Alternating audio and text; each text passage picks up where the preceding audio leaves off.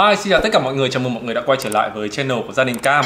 Hôm nay thì mình sẽ vào bếp để làm bún ốc nguội. Mọi người biết không, bún ốc nguội là một món ăn rất là hợp với những cái thời tiết nắng nóng. Thì ở trong này sẽ rất là khó để mà tìm được một cửa hàng bán bún ốc nguội mà chỉ có bún ốc nóng thôi. Cho nên là hôm nay thì các bạn cùng với cả mình vào bếp để làm món bún ốc nguội Hà Nội nhá. Đây là tất cả những cái nguyên liệu để mình làm món bún ốc nguội ngày hôm nay.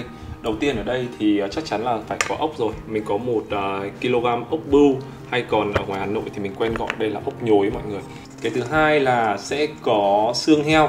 Xương ở đấy thì các bạn chọn bất kỳ loại xương nào cũng được, nhưng mà trừ xương ống nhé. Tại vì là xương ống khi mà ninh nước dùng nó sẽ rất là mỡ, mà món này thì không hợp với những cái loại nước dùng mà béo có nhiều mỡ.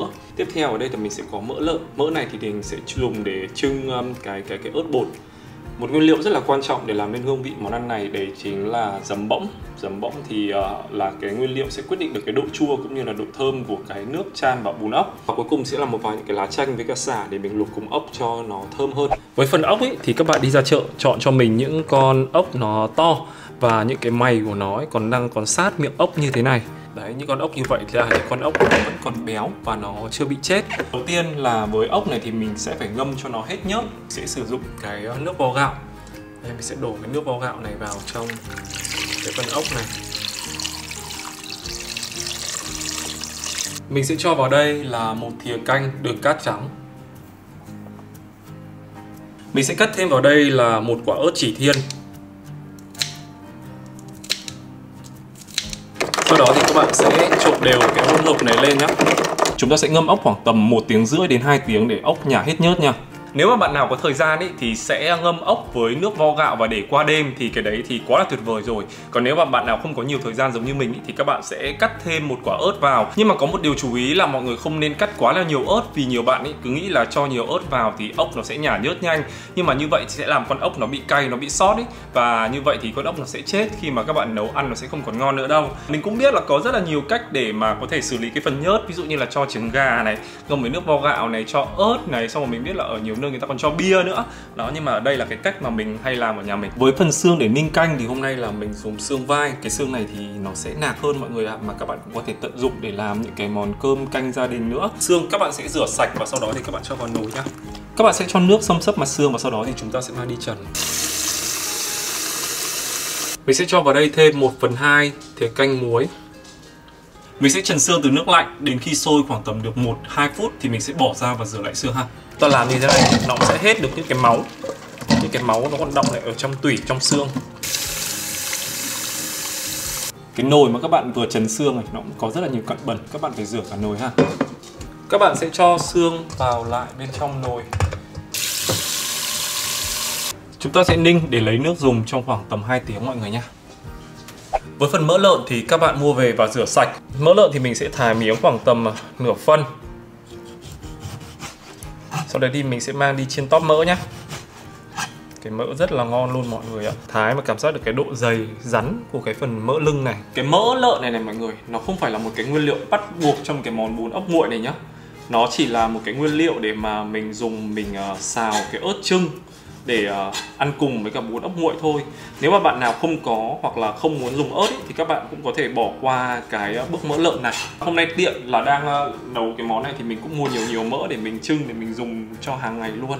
Kiểu như là xào rau này hay là rang cơm thì nó rất là ngon. Ở bên này thì mình đã chuẩn bị một cái chảo nước để mình trần mỡ. Mình sẽ cho vào đây hành khô và gừng, 1/2 thìa canh muối tinh. Và mình sẽ cho toàn bộ mỡ vào trong này trần nhanh từ 1 đến 2 phút. Mục đích của bước này sẽ làm cho mỡ được sạch hơn, khử đi bớt những cái mùi hôi. Các bạn làm như thế này, cái mỡ các bạn bảo quản trong tủ lạnh lâu thì cái tóp mỡ và cái mỡ của các bạn sẽ để được rất là lâu mà nó không bị hôi.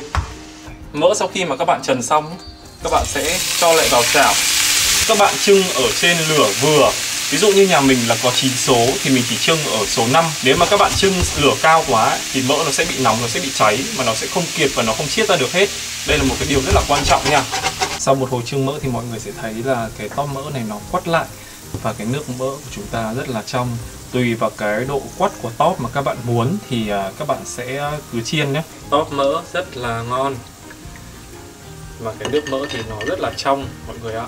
Cho nên là chỉ cần làm cẩn thận một chút thôi là chúng ta sẽ có cái mỡ mà dùng lâu ngày, bảo quản ở trong tủ lạnh và để xào rau và rang cơm.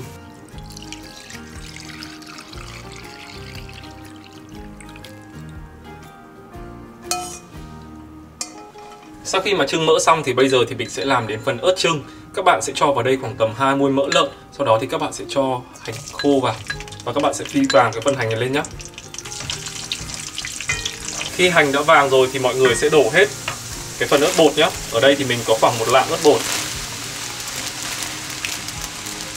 Đó, nó sẽ lên cái màu vàng cam rất là đẹp.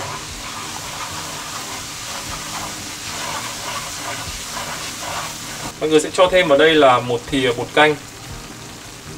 Khi mọi người cho ớt bột vào thì mọi người chỉ cần đảo sơ qua khoảng tầm 2 đến 3 phút là xong. Và mọi người chú ý là phải đảo liên tục nha. Nếu mọi người không đảo liên tục ấy, thì cái ớt này nó sẽ bị cháy. Cái ớt chưng này thường thì sẽ hợp với những cái món bún mà mang vị tanh, ví dụ như là bún riêu, bún ốc, bún cá. Đấy, những cái bún này rất là hợp luôn. Còn cái này thì để mà ăn phở bò hay là phở gà thì lại không hợp nha. Nồi nước dùng xương thì sau 2 tiếng mình đã ninh xong rồi.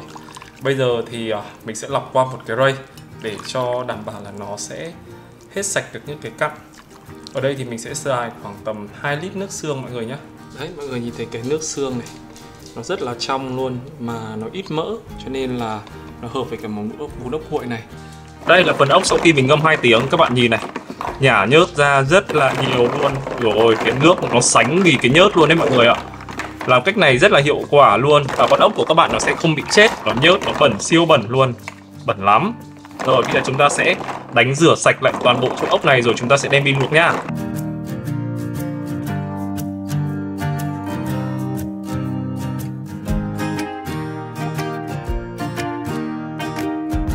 Đánh sạch này, spa rõ ràng sạch sẽ rồi thì bây giờ rất là bóng sạch rồi. Bây giờ mình sẽ cho vào nồi để mình luộc.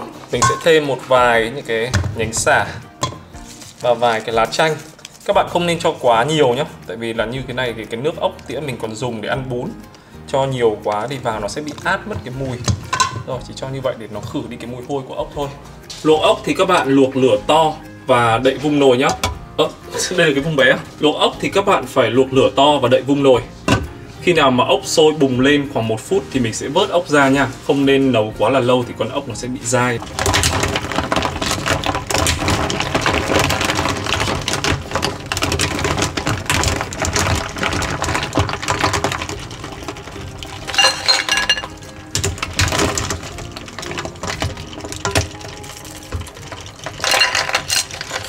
Mọi người ơi, bát ốc luộc ngon lắm. Cái này mà chúng ta chỉ cần thêm một chén nước mắm, gừng, sả, ớt, tắc.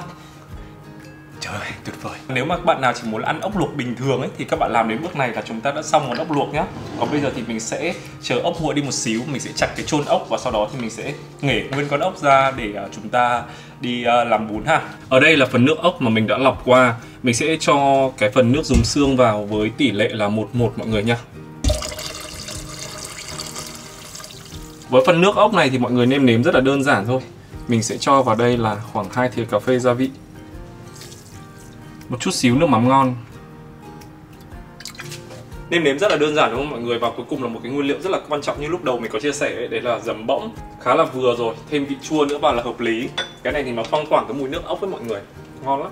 Mình sẽ cho trước khoảng 1 muôi, sẽ cho từ từ vào để nêm nếm được đúng như cái vị mà mình mong muốn. Phần nước dùng này chua chua thanh thanh. Bây giờ mình sẽ tắt bếp và để cho nguội hoàn toàn nhá. Với phần ốc thì các bạn sẽ đập chôn ốc này ra. Đó, các bạn sẽ lấy được toàn bộ con ốc ra như thế này. Sau mọi người chỉ bỏ đi cho mình cái đường phân ở dưới cùng thôi. Cái đường phân ở dưới cùng. Vì như con ốc này nó có trứng. Đấy. Mọi người chỉ bỏ cái đường phân ở dưới cùng ấy nhá. Con này có trứng này.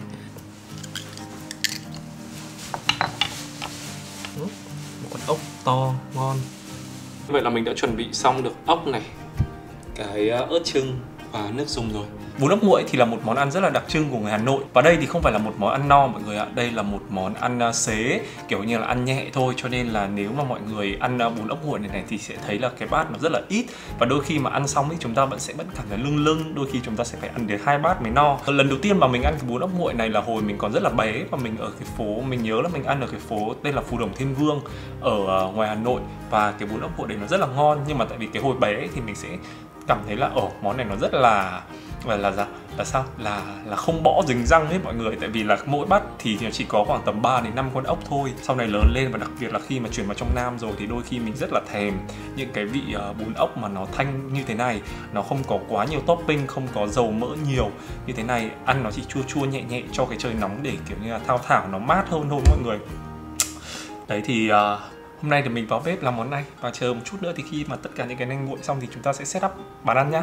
Để cho cái vlog này nó được hấp dẫn hơn thì mình có chuẩn bị cái này nữa mọi người ạ. Mọi người thấy xinh không này? Bát đĩa chiết yêu để nó phù hợp với những cái món ăn truyền thống như thế này. Đó, mình mua các size đĩa luôn. Đĩa nhỏ, đĩa to này, đĩa thì để rau, đĩa thì để topping. Cái bát chiết yêu này ấy, nó rất là phù hợp để ăn những cái món ăn truyền thống của người Việt Nam. Thì vì những cái vlog sau mình sẽ nấu nhiều những cái món ăn của Việt Nam mình ấy, cho nên là mình mua 2 cỡ bát. Mọi người thấy này, đây là cái cỡ bát tô, nó rơi vào khoảng tầm 16. Mình nhớ 16 hay là 18 gì đấy. Còn cái này là khoảng tầm 14 mọi người ạ. Cái thường những cái bát chiết yêu nhỏ này nó sẽ rất là hợp với cái món bún ốc nguội này. Tại vì là nó bún chấm mà, chỉ một chén nhỏ nhỏ như này mà chúng ta chấm là thôi. Đó, xinh quá đúng không?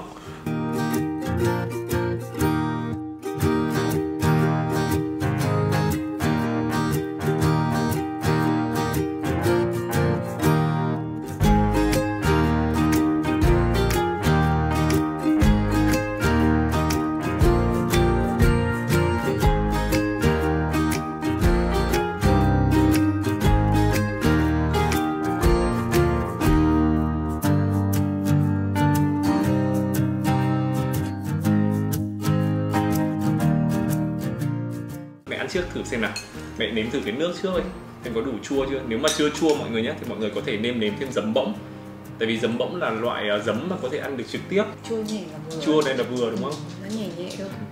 Đó, và khi mà mọi người cho cái dầu ớt lên ấy thì nó màu nó sẽ đẹp hơn và rất là cay nhá. Cho nên là mọi người ăn cho ít thôi.